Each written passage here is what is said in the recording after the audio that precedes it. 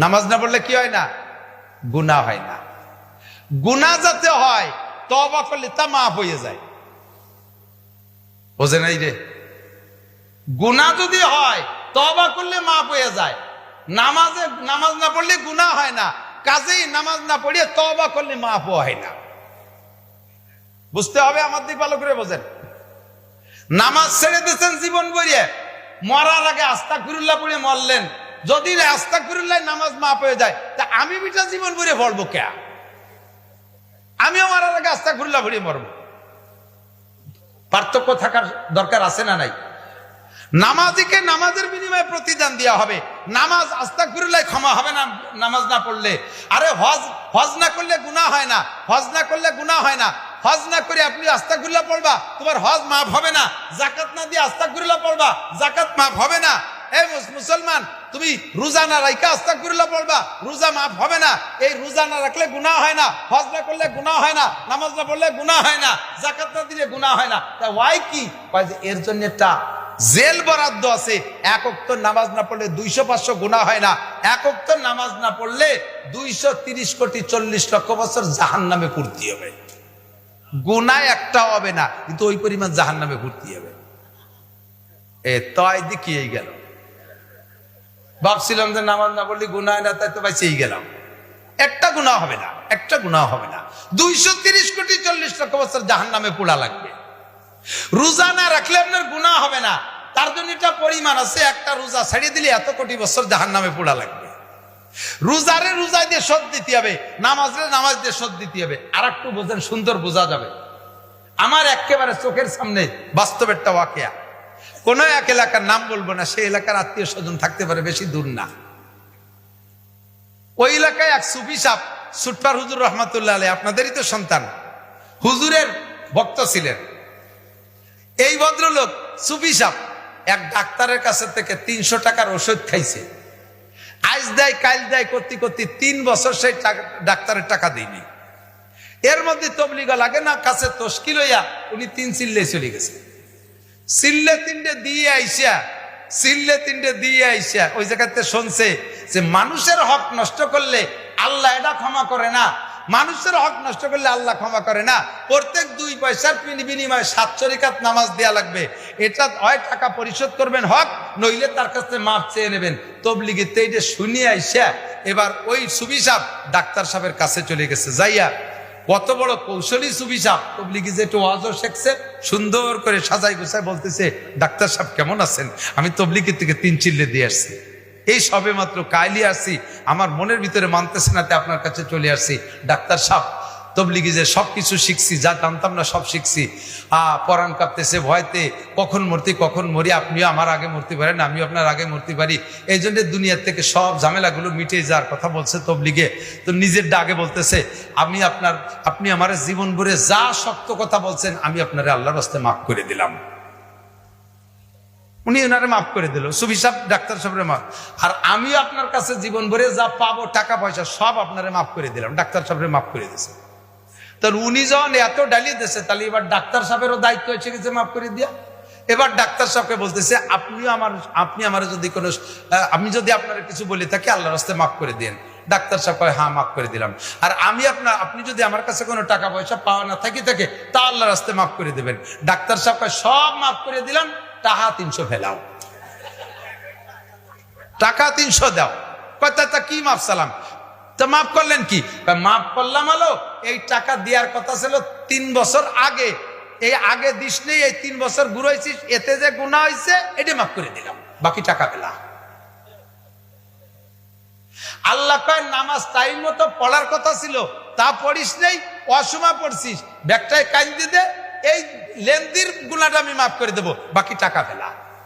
নামাজ পড়িয়ে দিতে হবে, নামাজ পড়িয়ে দে।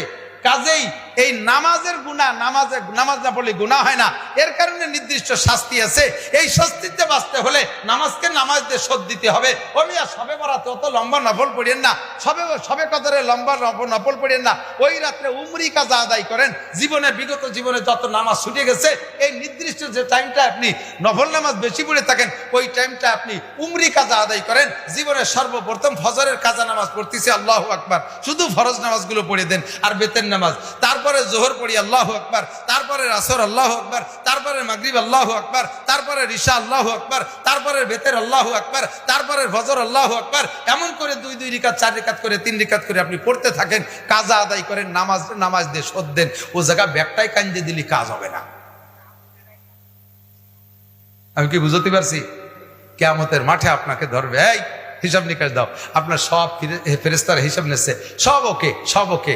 নামাজে 100, রোজায় 100, হজে 100, জাকাতে 100, কুরবানিতে 100, টুপি দাড়িতে 100, ফরজ ওয়াজিবে 100, তিলাওয়াতে 100, তবলিগি 100, সব জায়গা প্রায় 100, প্রায় জায়গায় 100।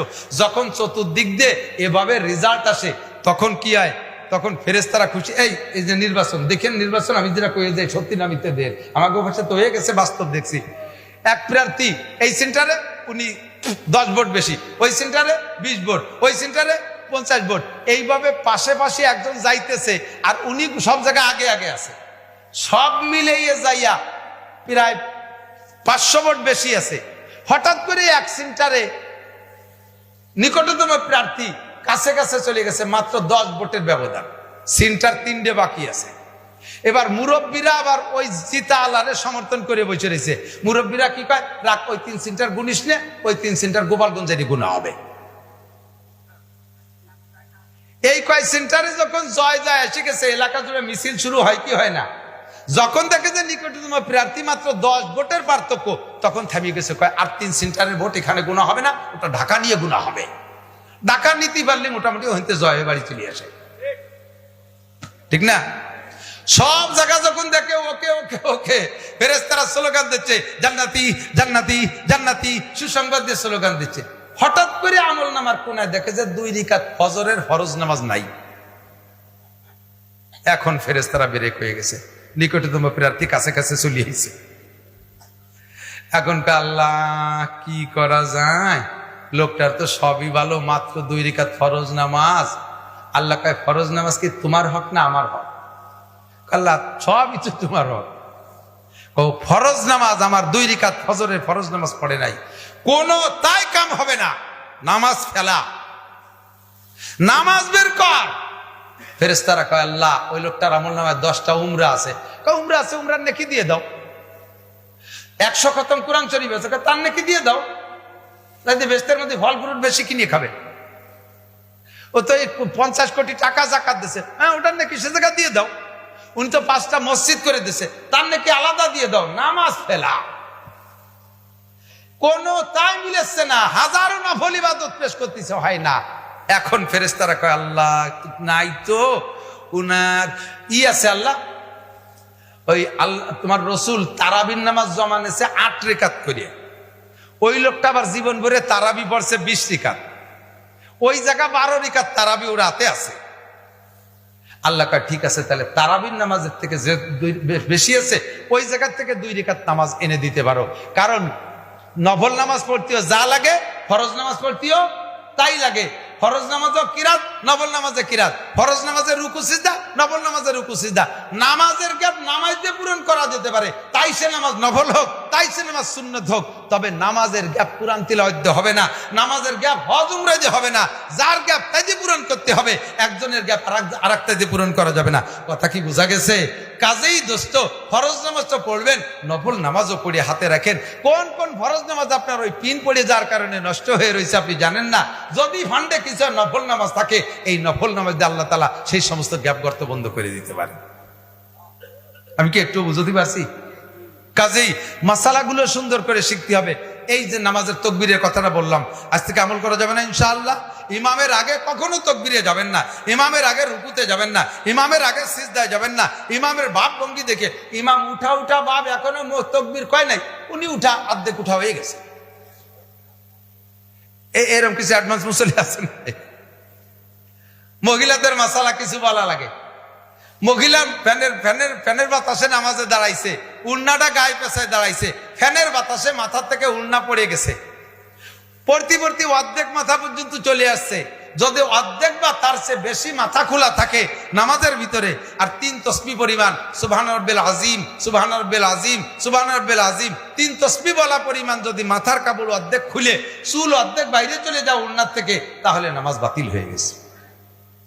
মহিলার হাতের আঘাত থেকে নিয়ে বগল পর্যন্ত একটা অঙ্গ, এই হাতের এই কেনুর এই পাশে বেশি অর্ধেক, নামাজের মধ্যে যদি এই বেশি অর্ধেক খুলে এক হাতের বেশি অর্ধেক যদি কাপড়ের বাইরে থাকে, 3 তসবিহ পরিমাণ টাইম বাইরে থাকে, তাহলে নামাজ বাতিল।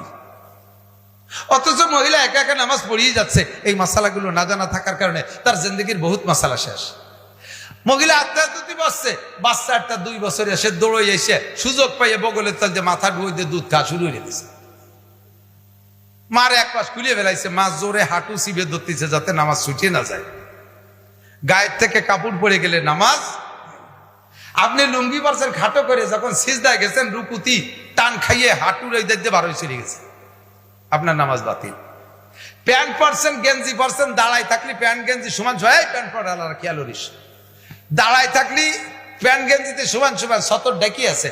যখন রুকুতি গেছে গেঞ্জিটা টান খেয়ে ওই দিক চলে গেছে, প্যান্টটা টান খেয়ে ফাঁসার দিক দিয়ে চলে গেছে, ফাঁসার গিরিয়ে বার হয়ে গেছে এতখানি, বারোই রয়েছে কতখানি সুবহান রাব্বিল আযীম, রুকুতি গেছে তো আর মাইপিয়ে জুবিয়ে ন্যাংটা, জ্যাট্টু করলে নামাজ ছোটে আর ঠুকটাই মুনি ল্যাংটা পিছন দিয়ে খুলে গেছে। সিজদায় দিয়ে আবারও সুবহান রাব্বিল আলা, সুবহান রাব্বিল আলা, সুবহান রাব্বিল আলা, 3 তসবিহ পরিমাণ ফাঁসা ন্যাংটা, নামাজ হবে? যত বড় কিরাত দিয়ে পড়েন আর যত সুন্দর করে পড়েন, আপনার পাছা খুলে গেছে হবে না। ও দোস্ত, নাভির উপরে থেকে হাঁটুর নিচ পর্যন্ত চতুর্দিক এইটুক হলো মূল সতর, গায়ে কাপড় না থাকলেও হবে, টুপি মাথায় না থাকলেও হবে। তাই বলে খালি গায়ে খালি মাথায় নামাজ পড়েন না। মুসলিম ইউনিফর্ম, মুসলিম ইউনিফর্ম। পুলিশের চাকরি করতে গেলে পুরো ইউনিফর্ম কমপ্লিট করা লাগে, আর্মির চাকরিতে গেলে ক্যাপ হেলমেট সব পরা লাগে, চাকরি করতে গেলে প্যান্ট পাজামা যা কিছু আছে সব পরা লাগে। উলাইকা হিজবুল্লাহ, মসজিদে গেছেন সেনাবাহিনী, আল্লাহর সৈনিক আপনি, আপনি কেন এই জায়গায় ইউনিফর্ম কমপ্লিট করবেন না? আপনি হেলমেটটা কেন পরবেন না? আপনার তো সেনাবাহিনী চাকরি করতে গেলে হেলমেট পরা লাগে, ক্যাপ পরা লাগে। আপনি আল্লাহর সৈনিক হয়ে এই হেলমেটটা এই ক্যাপটা কেন পরবেন না? আপনি কেন বলবেন এটা সুন্নাত, এটা সুন্নাত? কে ভ্যাকসি মারে আছে না নাই? সুন্নাত ছাড়তে ছাড়তে সাহস বেড়ে যায়, এরপরে ওয়াজিব ছাড়া শুরু করে, ওয়াজিব ছাড়তে ছাড়তে সাহস বেড়ে যায়, ফরজ ছাড়া শুরু করে, ফরজ ছাড়তে ছাড়তে সাহস বেড়ে যায়, মাকরু করা শুরু করে, মাকরু করতে করতে সাহস বেড়ে যায়, মাকরু তাহরিমি করা শুরু করে, মাকরু তাহরিমি করতে করতে সাহস বেড়ে যায়, এরপরে হারাম কাজে লিপ্ত হওয়া শুরু করে। এই জন্য ছোটটারে ছোট জানা যাবে না, ছোটটাকে বড় জানবো, তাহলে ইনশাল্লাহ বড়গুলো করা আমার জন্য সহজ হয়ে যাবে।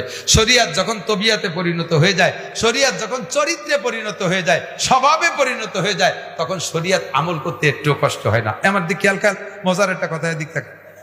শরিয়াত যখন তবিয়াতে পরিণত হয়, বলেন শরিয়াত তবিয়াত মানে কি?